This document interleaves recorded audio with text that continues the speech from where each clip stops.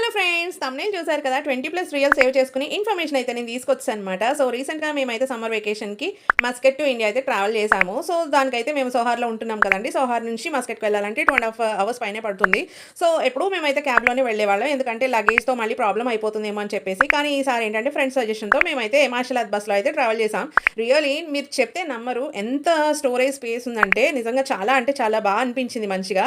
And బస్లో కూడా మంచి seat comfortability and charging point, ప్రతి సీట్‌కి కూడా ఏసీస్ అండ్ ఇండివిడ్యువల్ లైట్స్ చాలా అంటే చాలా బావుందండి నిజంగానే.